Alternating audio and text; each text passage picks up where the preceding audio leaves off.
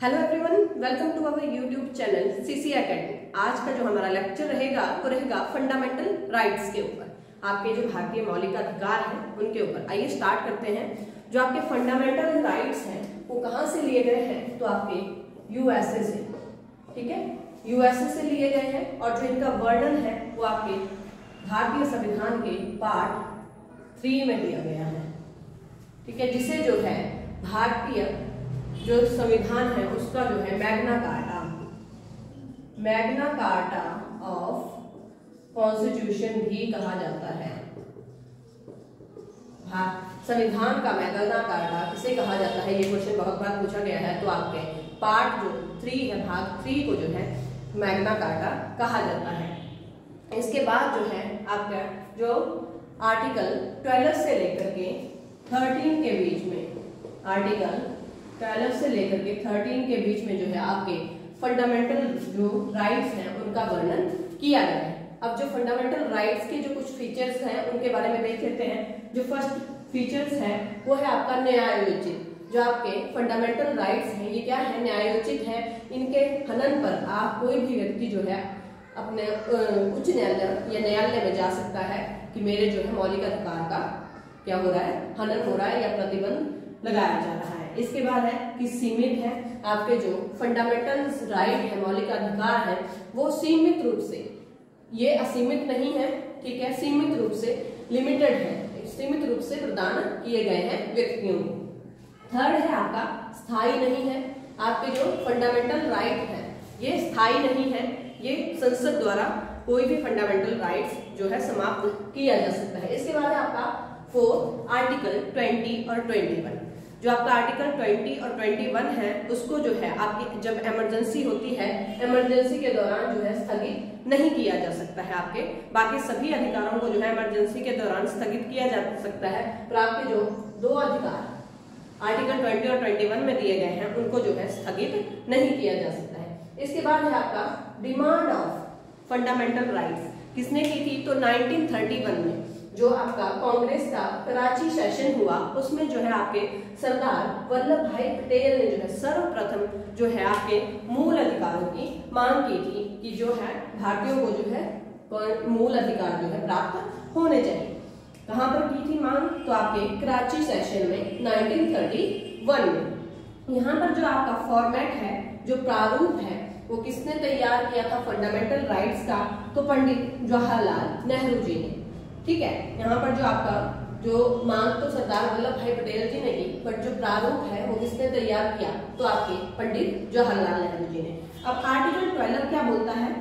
Article 12 जो है आपके राज्य की परिभाषा, डेफिनेशन ऑफ स्टेट, उसका जो है वर्णन करता है कि राज्य कैसा होना चाहिए, राज्य क्या है, कि कैसे जो है फंडामेंटल राइट्स जो है दिए जाने चाहिए। अब आर्टिकल 13 में क्या बोला गया है कि राज्य जो है, स्टेट आपका कोई भी ऐसा लॉ नहीं बना सकता है जो क्या करे, जो आपके फंडामेंटल राइट्स जो दिए गए हैं संविधान द्वारा व्यक्ति को, उनका जो है हनन करे या उन पर जो है प्रतिबंध लगाए। तो ऐसा कोई भी लॉ जो है राज्य का मान्य नहीं होगा। अब देखिए जो आपके टोटल फंडामेंटल राइट्स हैं इस टाइम पर प्रेजेंट में वो कितने हैं? तो 6। परंतु जब आपका संविधान बना था तो कितनी संख्या थी? तो आपके 7। पहले जो है आपको 7 फंडामेंटल राइट्स दिए गए थे, जिसमें से आपके 1 फंडामेंटल राइट्स को जो है निकाल दिया गया, जो था आपका राइट टू प्रॉपर्टी। जो आपका फंडामेंटल राइट्स आप पहले इसको जो है आपके फंडामेंटल राइट की कैटेगरी से निकाल करके कानूनी अधिकार जो है बना दिया गया, कानूनी अधिकार बना दिया गया। क्यों? क्योंकि आपकी जो 9th जो शेड्यूल थी उसमें फर्स्ट अमेंडमेंट के दौरान जोड़ा गया, जिसमें आपके भू राजस्व जो सुधार थे वो किए गए। तो आपका जो भू राजस्व जो एक्ट था वो किसका खंडन कर रहा था? तो राइट टू प्रॉपर्टी का।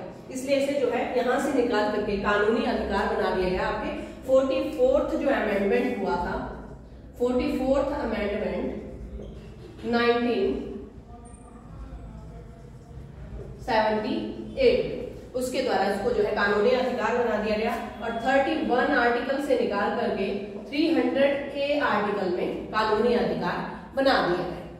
इसके बाद हमारे जो है 6 फंडामेंटल राइट दिए गए हैं, जिसमें हम फर्स्ट देखेंगे राइट टू इक्वालिटी, जो आपका समानता का अधिकार है, उसका वर्णन जो है आपके आर्टिकल 14 से लेकर के 18 तक किया गया है। आपको जो है संविधान में जो है समानता का अधिकार दिया गया है। आइए देखते हैं जो हमारा आर्टिकल 14 है, उसमें जो है आपको 2 टाइप की जो है समानता दी गई है, 2 टाइप्स की। तो उसमें जो है आपके कानून के समक्ष समानता प्रदान की गई है और कानून के समान संरक्षण प्रदान किया गया है। अब जो आपका कानून के समक्ष समानता है, ये आपके कहां से ली गई है, तो ये आपके ब्रिटेन से ये अवधारणा ली गई है। और जो आपका कानून के समक्ष समान संरक्षण है, ये कहां से लिया गया है, तो आपका यूएसए से। अब कानून के समक्ष समानता क्या है कि कोई भी जो व्यक्ति है वो कानून के समक्ष समान समझा जाएगा, ठीक है, उस पर समान रूप से जो है कानून लागू होगा, चाहे वो किसी भी पद पर हो। इसके बाद कानून के समान संरक्षण में क्या है कि इसमें जो है आपका अकॉर्डिंग टू सिचुएशन, जो आपका कोई भी अपराध है उसके अनुसार जो है डिसीजन लिया जाएगा। ओके, अगला है नेक्स्ट हमारे पास आर्टिकल 15। आर्टिकल 15 में जो है आपका जो आपकी भेदभाव है उसका जो है डिस्क्रिमिनेशन जो है उस पर निषेध लगाया गया है, प्रोहिबिशन ऑफ डिस्क्रिमिनेशन। इसके अंतर्गत जो है किसी भी व्यक्ति के साथ जाति, जन्म आधार पर, क्षेत्र के आधार पर, किसी भी आधार पर कोई भी भेदभाव नहीं किया जा सकता। इसमें आपको जो है 3 टाइप का संरक्षण प्रदान किया गया है। इसमें जो है सामाजिक आधार पर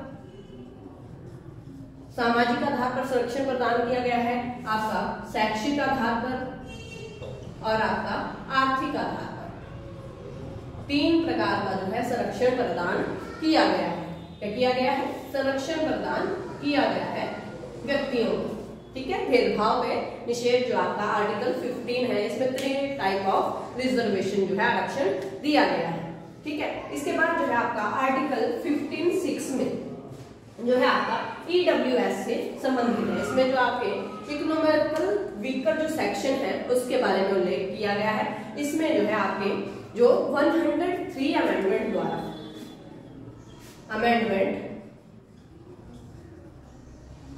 जो आपका 2019 में किया गया था, उसके द्वारा जो है 10% जो है आरक्षण प्रदान किया गया है। जो आपके अनारक्षित जो वर्ग है, जनरल कैटेगरी है, उसमें जो आर्थिक रूप से पिछड़े हुए जो लोग हैं उनको संरक्षण प्रदान किया गया था। इसमें जो है आपका कौन सा आर्टिकल, क्वेश्चन पूछा जा सकता है कि आपका आर्टिकल 15(6) किससे संबंधित है, तो आपके इकोनॉमिकल वीकर सेक्शन से संबंधित है। कौन से अमेंडमेंट में जो है 10% आरक्षण इसको ऐड किया गया है, तो आपके 103 अमेंडमेंट 2019 में हुआ था, उसमें जो है 10% जो है आरक्षण जो है प्रदान किया गया है आपके आर्थिक रूप से पिछड़े लोगों को। यहाँ से ये भी क्वेश्चन पूछा जा सकता है कि आर्टिकल 14 में जो है किस चीज का वर्णन है, या फिर आपका संपत्ति का अधिकार को जो है कौन सा अधिकार बना दिया गया है किस अमेंडमेंट के तहत, तो आपका 44 अमेंडमेंट 1978 के तहत जो है इसको कानूनी लॉ बना दिया गया है और आर्टिकल 300A में जो है इसको क्या किया गया है, शामिल कर दिया गया है। इसके बाद आता है आपका आर्टिकल 16। आर्टिकल 16 में जो है अवसर की समानता जो है प्रदान की गई है कि कोई भी व्यक्ति अपना रोजगार प्राप्त करने के लिए जो है उसको अवसरों की समानता, इक्वल अपॉर्चुनिटी प्रदान की जाएगी। किसी भी आधार पर जो है उससे भेदभाव नहीं किया जाएगा अगर वो जो उस रोजगार के जो है जो क्राइटेरिया है उसको जो है क्या करता है, अचीव करता है। ओके, तो आर्टिकल 17 में आपका जो है छुआछूत का जो है अंत किया गया है, अस्पृश्यता की जो है समाप्ति की गई है। अब यहाँ से क्वेश्चन बहुत बार पूछा गया है कि जो आपका आर्टिकल 17 है वो किससे संबंधित है, तो आपके छुआछूत या अस्पृश्यता, प्रोविजन ऑफ या एंड ऑफ अनटचेबिलिटी, ठीक है। इसमें जो है आपकी जो छुआछूत के आधार पर भेदभाव किया जाता था उसको खत्म किया गया है।